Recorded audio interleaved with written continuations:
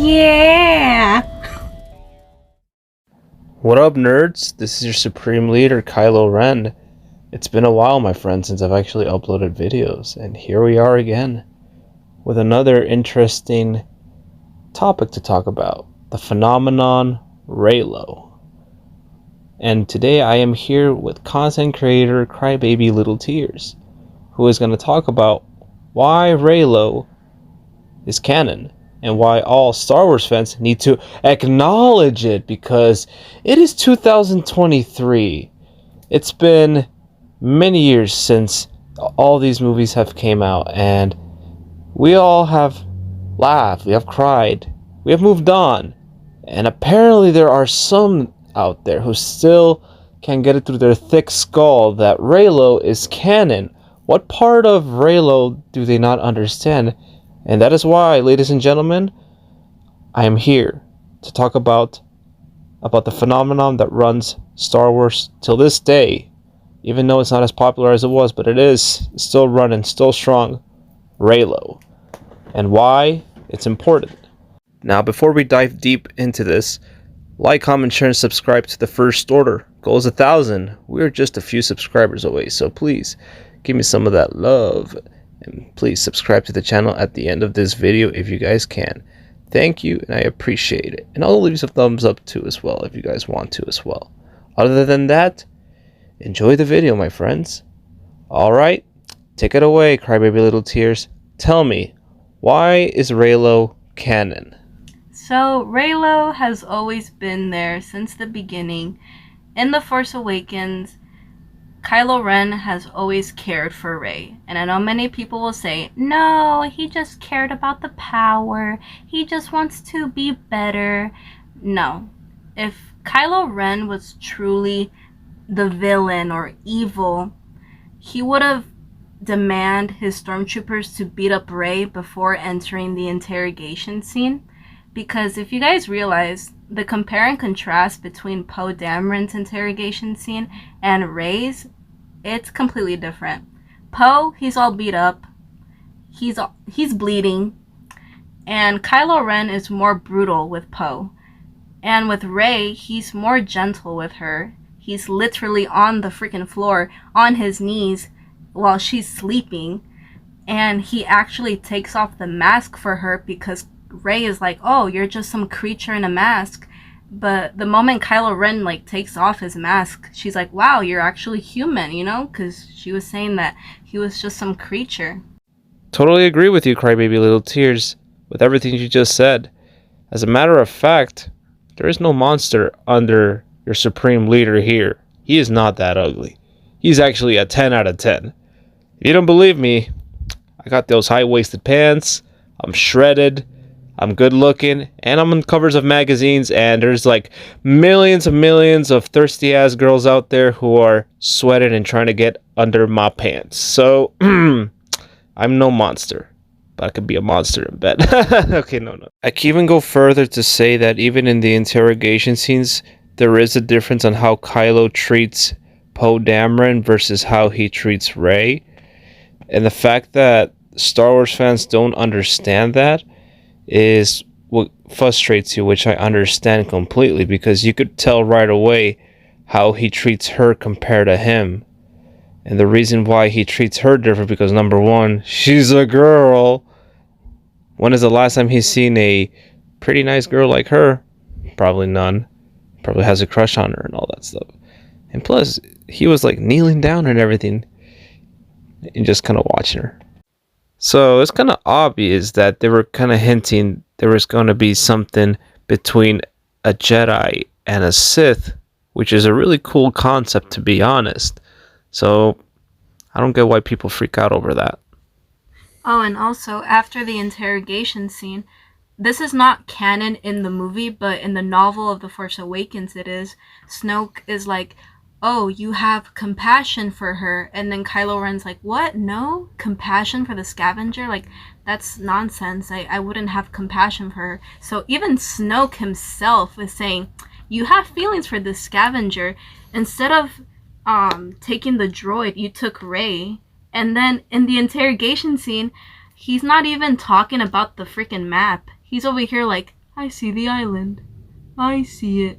He's more invested in her life instead of actually trying to find the map until Rey tells him to get out of his head. For me, that was really the weirdest part because I was like, wasn't Kylo Ren supposed to, well, me in this case, wasn't I supposed to just read her mind and find out about the plans? Like, why did I need to know about her life in less than 30 seconds and all that stuff? So it's kind of obvious. You're like, you know what, like, is she single or something? Is there, if there's like a boyfriend or something, I'll go and send my nearest Star Destroyers and kill her and everything. But no, seriously, there is seriously something going on there. So obviously, yes. And now we're gonna skip almost towards the end of The Force Awakens. So when Kylo Ren and Rey are fighting, there is a chance where Kylo Ren could have killed Rey. It was the part where they're at the cliff and Rey's looking down oh, there's fire down there, I could fall. And then that's where Kylo Ren says you need a teacher. I feel like in that part he could have killed her. He could have, but he That's didn't. true. I agree with you on that part. I could have tossed Rey like a sack of potatoes down there. But no. He didn't, because he cares about her. Of course.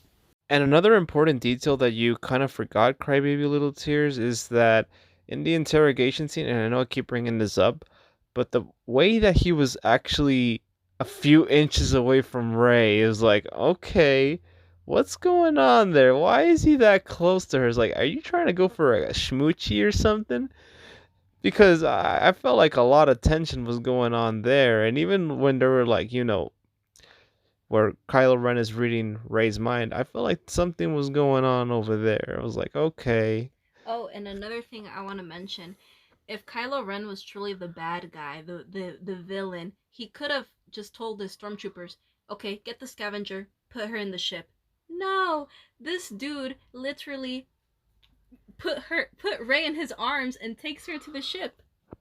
And another thing I want to add to as well, for those of you who haven't seen the Clone Wars or may have seen the Clone Wars, there is a certain episode in the Clone Wars, I can't remember which one it was, but there is a resemblance of Anakin Skywalker carrying Padme unconscious. And if I could add more context to that, in the Clone Wars, the last season, there is a scene where Anakin is talking to Padme and they're touching hands, similar to how Ben Solo and Rey were touching hands with the Force and everything. So it was a reference right there that many may have missed, but for those who do understand how and why Reylo is happening, they're like, oh, I got that reference. So yeah, I could understand why a lot of people don't want to accept that, but the facts are there, and like I said, it just takes a little common sense into why Reylo is the thing that is running the sequel trilogy. And right now we're just talking about The Force Awakens and some references to the Clone Wars. We haven't talked about The Last Jedi or Rise of Skywalker and why there's a lot of Reylo into it too as well. So in the next video, we're going to be talking about why in The Last Jedi there is a lot of Reylo there. That even Rian Johnson himself said, oh my god, I'm a Reylo fan, that's awesome and everything. If you guys know, you know. Rian Johnson actually acknowledged a Reylo fan. Because all I'm going to say is that when I watched The Force Awakens for the first time, I was confused about Kylo Ren's intentions. But when it was with Rey, I sensed something was going to happen. I was like, okay, these two have a little bit of chemistry here. I'm like, okay, this is kind of weird. But then when you go to see The Last Jedi, it's like, okay, everything is starting to add up. I feel like there's some kind of romantic tension going on here. And I'm like, I'm digging this. I've never seen a Jedi with a Sith. That's actually pretty tight. Or a Jedi with a Jedi because, Rise of Skywalker and all that stuff. And in the next video, we'll be talking about how there's a lot of Reylo in The Last Jedi, and it involves my good friend Crybaby Little Tears once more, so you guys do not want to miss out on that. And then we're going to talk about how people react to Reylo, Star Wars fans in general, if I can say, because it is just childish that, they won't accept facts and reality, even though it's right there, right in front of their nose. So we'll get into that in the next one, my friends. Oh, and I can't forget to we cannot leave out Rise of Skywalker, so we're going to go over that as well. So that will all be in the next couple videos that I will be uploading on my channel. And I think the video that I'm mostly excited to do is going to be where I'm going to be reacting to YouTubers and Star Wars fans who are sissy and mad about Reylo being canon. And it's just hilarious how they don't want to accept the truth that Reylo is canon. You can't uncanonize that. It's an inevitable decision that was made when making these movies, and sooner or later Star Wars fans are going to have to acknowledge it and accept the truth that Reylo is a thing. And it is something that I really look forward to doing. And you guys will be seeing that in the next couple videos that I will upload. Until next time, my friends, this is your Supreme Leader featuring Crybaby Little Tears. Thank you for coming to my channel so we could talk about the topic of Reylo in Star Wars. Like, comment, share, and subscribe, my friends. I will leave the link to Crybaby Little Tears' channel so you guys can check out her channel too as well. Thank you very much for watching this video, and as always, my friends, as always, may the Force be with you. Peace out.